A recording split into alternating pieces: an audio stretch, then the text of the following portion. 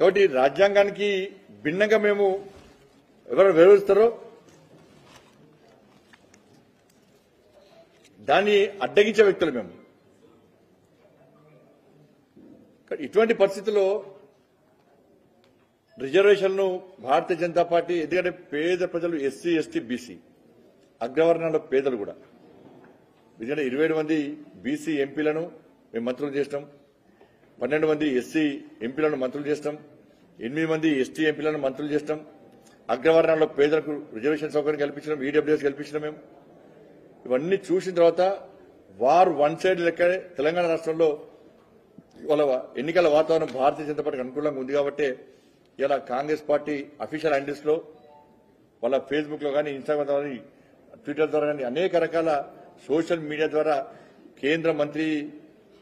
కేంద్ర హోంశాఖ మంత్రి అమిత్ షా గారిది ఇలా వీడియో క్రియేట్ చేయడం, తప్పకుండా చూస్తూ ఊరుకునే ప్రభుత్వం కేంద్ర ప్రభుత్వం కాదు, చూస్తూ ఊరుకునేటువంటి పార్టీ భారతీయ జనతా పార్టీ కాదు. కానీ మొత్తం ఎక్కడ పోయినా ఇక నవ్వుకుంటే పరిస్థితి కాంగ్రెస్ పార్టీ వివరాలు చూసి, నేరుగా ధైర్యంగా వాస్తవాలు చెప్పి వాళ్ళు ఏం చేసినాం, ఏం అభివృద్ధి చేసినాం, 6 గ్యారంటీల పరిస్థితి ఏంది.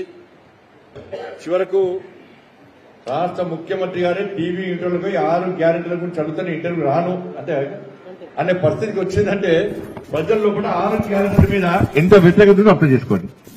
మరి 6 గ్యారంటీల విషయంలో ప్రజల దృష్టి మళ్లించడానికి ప్రజలు ప్రశ్నిస్తున్నారు కాబట్టి ఈ కొత్త దొంగవతారం ఎత్తి కాంగ్రెస్ పార్టీ ఇలా మార్ఫింగ్ చేసి వీడియోలు చిత్రీకరించి రిజర్వేషన్ విషయంలో ప్రజల లోపల అయోమయం సృష్టించే ప్రయత్నం చేస్తున్నది. నిన్న కేంద్రం నుంచి కేంద్ర ప్రభుత్వం నుంచి నోటీసులు వచ్చిన తర్వాత పూర్తిగా ప్రజల క్లారిటీ వచ్చేసింది. ఇంత కాంగ్రెస్ పార్టీ ఇంత నీచాన్ని దిగదారుతుందా? రిజర్వేషన్ల విషయంలో బీజేపీని ఇట్లా బదనాం చేసే ప్రయత్నం చేస్తుందా? నరేంద్ర మోడీ గారిని, అమిత్ షా గారిని బదనాం చేసే ప్రయత్నం చేస్తా చెప్పి ఇలా ప్రజలు చర్చించుకుంటున్నారు. కాంగ్రెస్ బండారం బయటపడ్డది. రాబోయే రోజుల్లో కూడా ఒక మంచి వాతావరణంలో ఎన్నికల్లో ప్రచారం చేసుకోవాలి, మంచి వాతావరణంలో ఎన్నికల్లో పోటీ చేయాలి, మంచి వాతావరణాన్ని తయారు చేసి ఎన్నికల్లో గెలవాలని ప్రయత్నం చేయాలి తప్ప చిల్లర పార్టీకి చేయదని చెప్పి నేను అప్పీల్ చేస్తున్నాను. కరీంనగర్ పార్లమెంట్ లో కూడా కాంగ్రెస్ పార్టీ అభ్యర్థి ఎవరో, ఎక్కడి తెచ్చిండో, ఏ దేశమో, ఏ రాష్ట్రమో ఎవరు తెలియదు. ఎవరు ఆయన ఎవరు అంటున్నారు.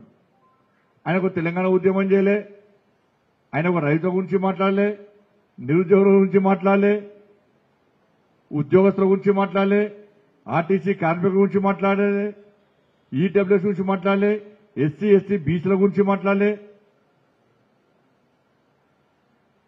ఆయన మీద గతంలో ఇప్పుడు అరెస్టులు కాలేని పేద ప్రజల కోసం ఆయన ఇక్కడ ఉద్యమాలు చేసిన చరిత్ర లేదు. ఆయన చరిత్ర ఏంటంటే పొట్టు పైసలున్నాయి, ఆ పైసలతో టికెట్ వేసుకున్నాడు, టికెట్ వేసుకున్న దానికి ఖర్చు పెట్టి మళ్ళీ గెలవాలి. వాళ్ళ కాంగ్రెస్ పార్టీ కార్యకర్తలు మీ అభ్యర్థి ఎవరైనా టీవీలో పెడితే మాకు తెలియదు సార్ అంటున్నారు. కాంగ్రెస్ పార్టీ ఏ రోజు అనవలేదు సార్, మాకు టికెట్ వస్తాక తెలిసింది సార్, మాకు మా నాయకులుగా తెలుస్తారు, కొన్ని 2-3 నాయకులుగా తెలుస్తారు. ఆయన వాళ్ళు తెలిస్తే సరిపోతుందని వాళ్ళు అనుకుంటున్నారు. ఇక బీఆర్ఎస్ పార్టీ అయినా ఏం చేయకుండా అన్ని చేస్తాడు. ఇక్కడ వెంబడమనే 3 సార్లు మంత్రం కూలింది, ఇక్కడనే బ్రిడ్జ్ ఎన్నిసార్లు కూలింది, 3 సార్లు. దాని మీద లేఖ రాయడు ఆయన. ఇక్కడ ముంపు గ్రామాల ప్రజలు ఇబ్బంది పడుతుంటే వాళ్ళ గురించి లేఖ రాయడు, చేతులు రావు ఆయనకు, ఏ రోజు రాడాయనే. ఇక అకాల వర్షాలు నష్టపోతే మొన్న వచ్చి ప్రభుత్వం వీక్లీ కాదు ఇప్పుడు వచ్చిండు, అంతకుముందు రాలే, ఇప్పుడు రాలే ఆయన.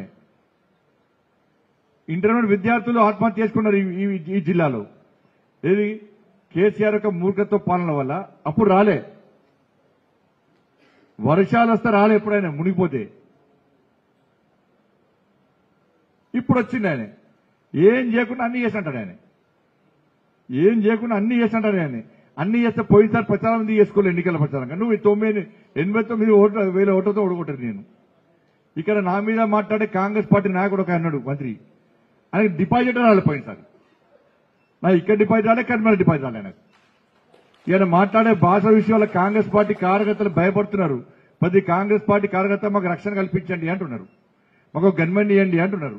ఎందుకంటే ఏడు కడుపులో కూర్చోడా, తలకాయ మీద కూర్చోడా, ఏడు కూర్చోడా ఏం తెలియదు ఆయనకి. ఫోన్తో కూర్చోడా, త్రవ్వుతో కూర్చోడా తెలియదు ఆయన. ఆయన భాష, ఆయన వ్యవహారాలు చూసాక మొత్తం నవ్వుకుంటున్నారు.